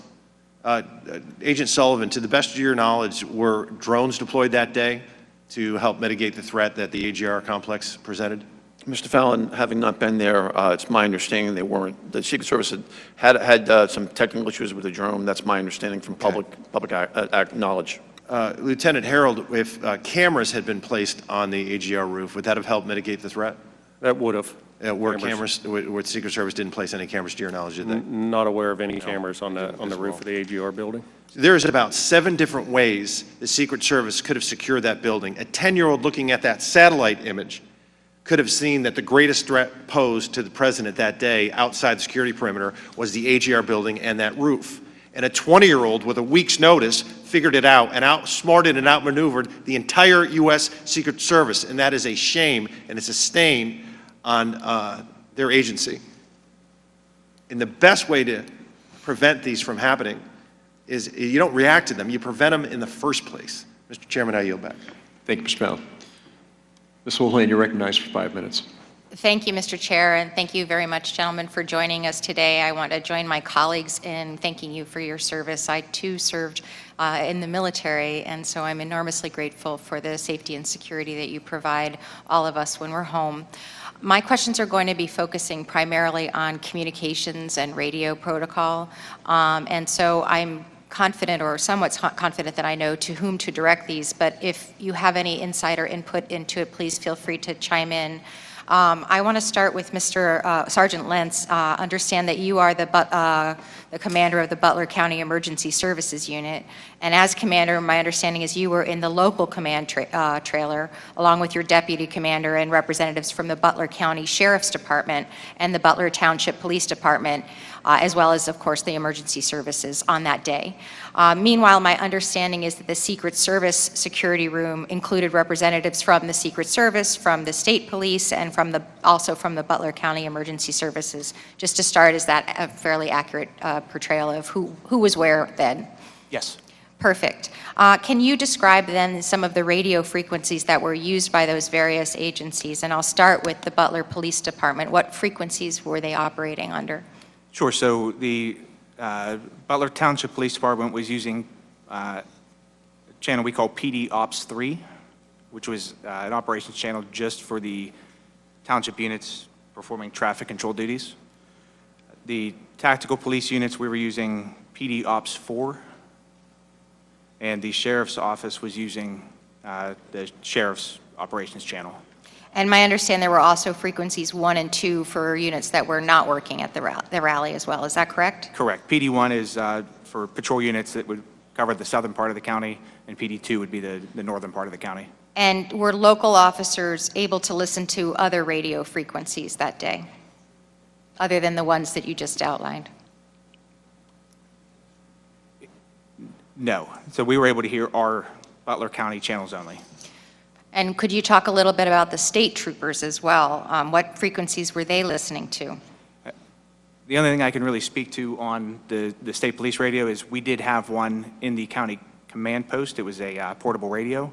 But the newer radios seem to operate more like a cell phone, and if you don't have a connection to the tower, then they just don't work. So we had some issues hearing anything from that radio throughout the day. So you had issues communicating with the state police, and my understanding is they were on a different radio system from you. Correct, and they are on a separate radio system. I'm sure Lieutenant can echo better what they actually were using. Do you know if the Secret Service, again in a different area, was able to listen to your local radio frequencies that day? So there would have been an encrypted police radio in the command center. I believe it was being used by the emergency services side, so fire and EMS, but I believe they treated around 250 patients for heat-related stuff that day. So that radio was nonstop. So even if that radio was scanning and had the capability to hear our channels, they would not have been able to do so just because of the amount of traffic. on the Yes, when we were in Butler, that was my understanding, is that there were a couple hundred calls because it was such an incredibly hot day, and that, to your point, even if they had been able to listen to you, there was a lot of other chatter going on. And so, here we've got the local folks, the sheriff, the state police, all of whom have their own channels, and not all of whom are able to listen and hear to one another. Can you briefly talk a little bit about the Secret Service and whether or not you think they could hear you? I do not believe they could hear us at all. They did not have a radio from us, and we did not have a radio from them. So, in the local command post, there was no way for us to hear any of the Secret Service radio traffic. So for those of us who are of a certain age, I was in my early mid-20s during September 11th. This was almost exactly what I remember being the problem in terms of responding to September 11th, that there were all kinds of really well-intentioned, very well-trained people, but none of whom could hear one another or communicate with one another. It feels as though we haven't made a whole lot of progress on that. In your view, what would have been a better way to have this communication? Sure, it's not feasible to have everybody communicate on the same channel just because of the amount of radio traffic. However, a unified command post, as we're all taught in many different FEMA classes, a unified command post solves that issue. Yes, and I know Representative Crow started this conversation with sort of being aghast at the fact that there were clearly more than one command post, and that in some cases, my understanding is some people didn't even know that there were more than one command post, and so that's certainly a gap too. So here we were with 3 minutes and every second counting, and the Secret Service and the state police weren't able to directly hear what local law enforcement actually saw because they didn't have that interoperability with local law enforcement frequencies and didn't have possession of those radios. Given how important that communication is in communicating in a crisis, clearly one of the findings of our investigation ought to be that there needs to be certainly reform in terms of the technological communications that are going on here. My colleagues had a little bit of extra time, and with my remaining time, I'd like to ask a question about the drones. I understand that the drone technology that the Secret Service had didn't work that day. My understanding is that the person who was trying to assassinate the former president's technology did work that day. The last question that I have for you is we're always trying to solve for the last problem that we had, a shooter, a sniper. To me, we should be solving for the future problems that we aren't seeing coming around the corner, and those are emerging threats, evolving threats such as drone technologies. Gentlemen, do you have anything that keeps you up at night that isn't sort of the traditional sniper on a rooftop? Yeah, I believe that we've probably all considered the emerging threat that would be coming from a drone. I would say at our level, I have no means to mitigate that at this point. And that's actually something that we can also help with, and Congress has pieces of legislation, myself included, that address the authorities that you need to have to be able to combat what I think is an increasing threat from things like drones. I thank you very much for your testimony, and thank you very much again for your service. And with that, I yield back. Thank the gentlelady. The gentlelady from Florida, Ms. Lee, is recognized for 5 minutes. Thank you, Mr. Chairman, for convening this important hearing, and to our witnesses for being here with us today. Lieutenant Harold, I would like to start with you and return to a comment that you made earlier. I believe you testified that you actually participated in a prior rally at this same area with President Trump in 2020. Is that correct? That is correct. And you commented upon your observations about different resources that were available for that 2020 rally. Is that right? That is correct. Would you please describe for us some of the differences you saw in the level of protection and the level of resources that were afforded to President Trump in 2020 that were not part of the rally in 2024? Well, first, it was the site. It was an airport that's located about 20 minutes south of the farm show. So it was an airport. It's completely fenced in. It's a restricted area. The night before, we picked up the motorcade and delivered the motorcade, I guess, or escorted it back to the airfield, and we parked it in the hangars there, and everything was secured, but there was no, I guess, the foot traffic. There's nobody walking through an airfield. It's all fenced in. It's restricted. But it seemed like there was more resources that were present for the 2020 rally compared to the one here just 75 days ago. So when you think of like the level of security then, like what was changed now? Like why did we have less resources from the Secret Service on July 13th. In your observation, did it appear that there were a greater number of Secret Service agents involved in the 2020 rally? There definitely was, but it could have been because of the motorcade too. Like that, I mean, it was former President Donald J. Trump was the president then, so it seemed like there was more assets, resources, the motorcade, there was definitely more security at the airfield at the Butler Airport compared to the Butler Farm Show. And Mr. Sullivan, I'd like to return to you for a moment. You testified earlier about very extensive and very specific training you received as a Secret Service agent before being put on a protective detail. Is that correct? Yes, ma'am, that's correct. And I believe your testimony was that in addition to specific law enforcement training, you spent years in preparation and training before you actually were on that particular service. Yes, Ms. Lee, that's correct. Now, other federal agents who may be brought in to supplement Secret Service in a rally such as this, do they receive that kind of training? No. So we've discussed earlier that state and local law enforcement would not and did not have that kind of specialized training.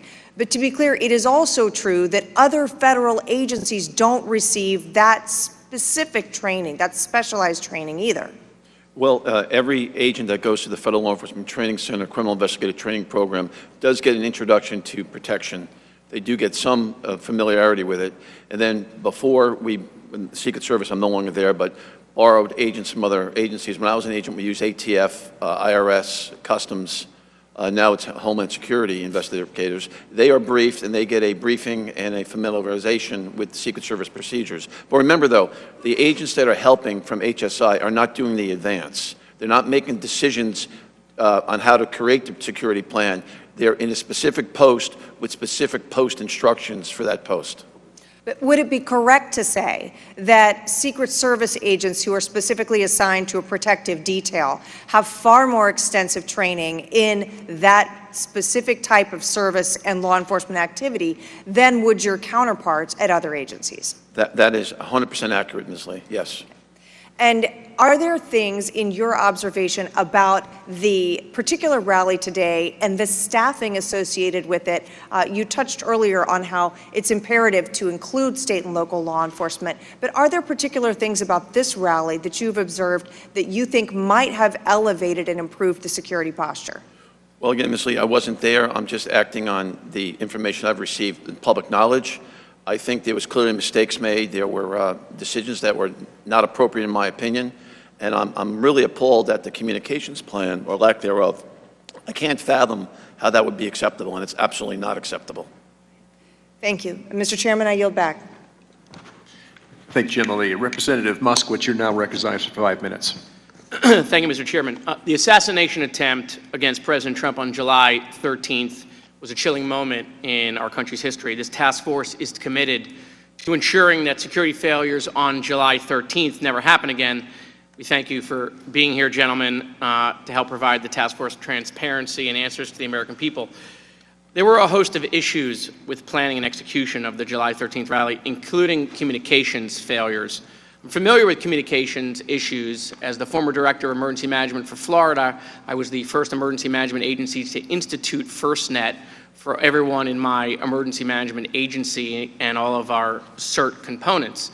Additionally, I helped establish the Marjorie Stoneman Douglas Commission after a shooting at my high school in Parkland, which also had radio throttling and cell phone issues, major communication issues where police departments couldn't talk to each other even though they were at the same site.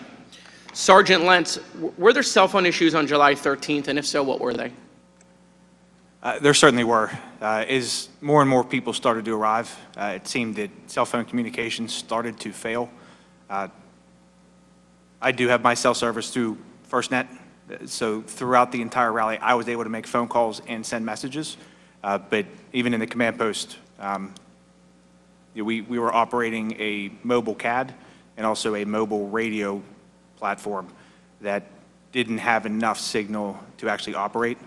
So we switched back to just using portable radios. Right. And just for the edification of people watching at home, following the communication failures on September 11th, 2001, the 9/11 Commission recommended the creation of a nationwide communications network that would include priority and preemption capabilities for our first responders. FirstNet was AT&T, Frontline was Verizon, and those plans allow priority and preemption capabilities for first responders to prevent that sort of thing. And so, Sergeant Lenz, to your knowledge, did any law enforcement personnel who had access to FirstNet or Frontline on July 13th report issues with their cell phones? So Frontline or FirstNet people, did they have any issues? To my knowledge, no, they worked the entire time. My pictures were a little bit slower to send, but they did go through. Yeah. Which members of local law enforcement can access Frontline or FirstNet? Do local law enforcement departments provide those? I do not know. So mine is actually my personal phone that I set up through FirstNet. Right, so you have to pay for that yourself? Yes. To have priority to make sure you can communicate? Yes. Right, okay. At the July 13th event, a local sniper sent pictures of the shooter to other local law enforcement officers approximately 45 minutes before the shooting at 5:34 p.m. While some officers received those pictures, several law enforcement officers reported that they did not receive those photos of Crooks due to connection issues. Sergeant Lenz, our understanding is that everyone who had FirstNet was able to receive the pictures of Crooks. Is it your understanding as well? Yes. Okay. To your knowledge, were the local law enforcement officers on the ground in Butler on July 13th that had FirstNet or Frontline, were any of those unable to receive it? Not that I've heard. Okay. Would all local law enforcement having access to FirstNet or Frontline help improve communication issues at major events, in your opinion? Yes. It's long been known that when you get a very, very large crowd of people, the cell system can only handle so much. At the 2020 rally, there was actually a FirstNet truck, I believe, that had been driven there and deployed as an additional cell tower. And I do not believe that occurred at this rally. But it does seem that the FirstNet is a very, very good option to make sure we have cell phone capabilities. Right, so I just want to think about it, right? So the 9/11 Commission recognized this in 2001.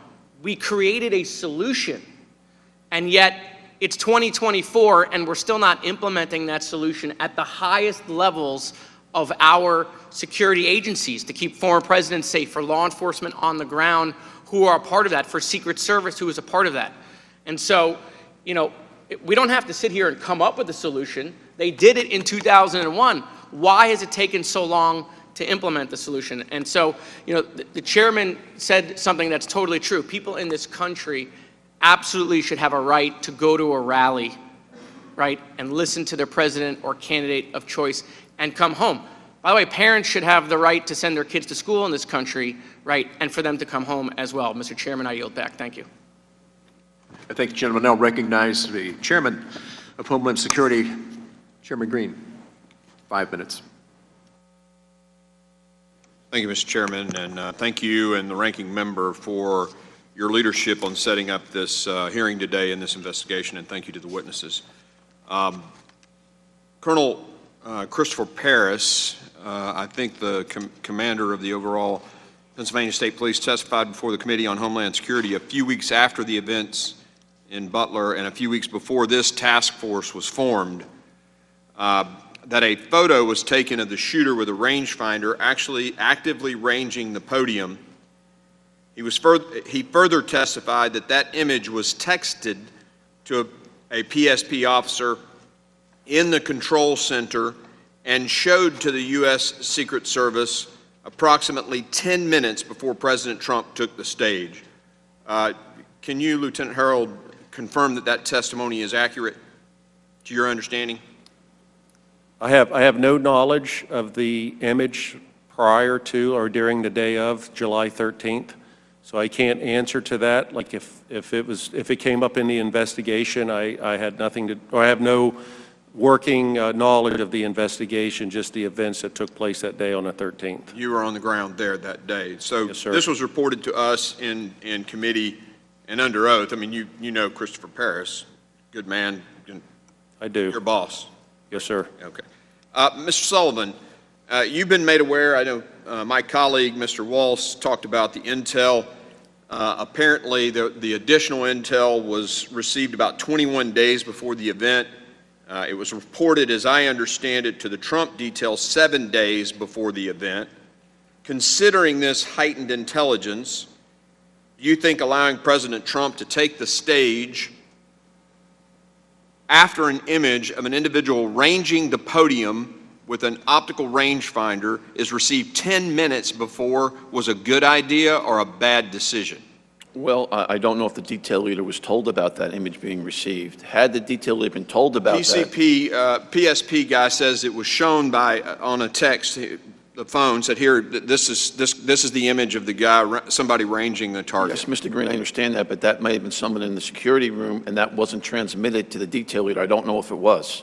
So I'm just asking, well, let me ask this question. Is it, like, if any Secret Service agent is aware of something like that, can any Secret Service agent go, "Hey, whoa, stop, we don't need to let the president on the stage"? Absolutely. Okay, that Absolutely. didn't happen. Okay. But primarily it would be the detail leader's responsibility, but any agent could step in if she thinks it's an immediate emergency. Okay, good. Commander Lentz, you mentioned that the local law enforcement activity fired the first shot. Is that correct?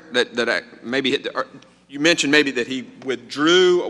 Do you think he was hit, or do you think he just sort of ducked because he was taking incoming fire? In speaking with the officer that fired that shot, he's very confident that his round was on target. And the way he described him, it wasn't a duck. Is the doctor still available and online? Yes, I am. Were there 2 bullet wounds in this individual, or just one, the headshot? No, it was just the one. Okay. I just found it interesting that when we were briefed by the FBI, we didn't get told about that shot taken by the local guys. Lieutenant Harold, did Secret Service, the shooter apparently had the gun stored somewhere, as I understand it, near the AGR building. Did the Secret Service use canine teams to clear the site prior to the event that day that you're aware of? Is that a question for me, sir? Lentz, or you, sir, Commander Lentz? Or I'm not aware of any canines clearing the area of the AGR International property. We were told that canine units would clear the farm show ground. So to me, I'm thinking inside the fence line at, I believe, 1100 hours that day. Are you aware that happened, either of you, that did occur? You saw dog? My officers did report that there were dog teams in the same barn as that. Okay, very good.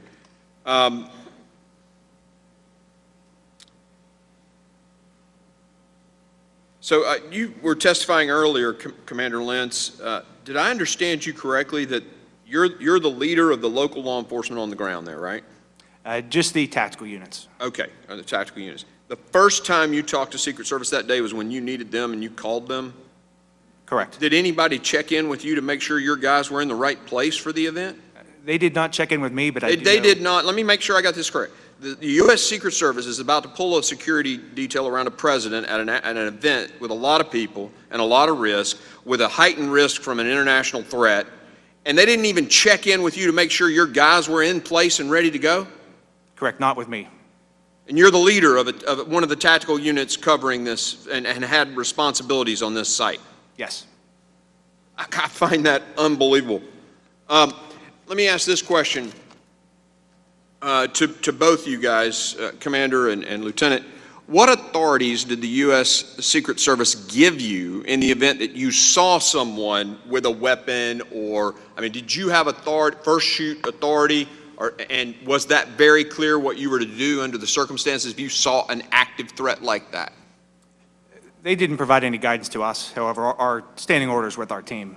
So you were using your protocols for that? Okay. Correct. If it's a deadly threat, they do not need permission. They're permitted to immediately take action. What about a step back from that? You got a guy like with an optical rangefinder ranging a target. Did they give you any directions on what to do in those circumstances? They did not. How about you, Lieutenant Harold? Yeah, I think the same thing with protocol. If we saw a threat, we would engage. When it comes to the rangefinder, I had no knowledge of that day of. During the same time frame, we were investigating 2 additional suspicious people that were on the fence line. And earlier when I said I was behind the stage, I had those 2 people in sight, and I was trying to get troopers to the location there for post 5 because he had saw what he reported as suspicious activity on the fence line. So we were also looking at that at about, hearing the time frame, like about the same time that this information was coming in with for crooks as well. Well, I will end right now just by saying thank you for the work that you do. We as veterans deeply appreciate the needle in the haystack that you guys have to live to find, and thank you for what you do. Really appreciate it.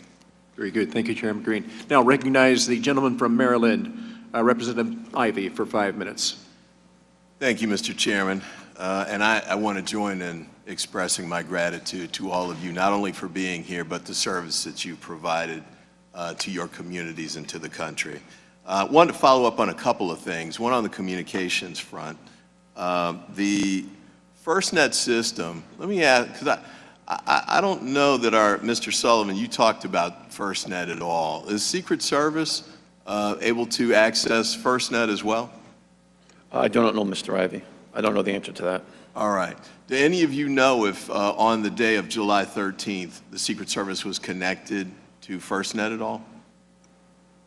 I have no information of that, if they were or not. In the walkthrough and the meetings prior to July 13th, were there any discussions about how communications would be had on the day of July 13th?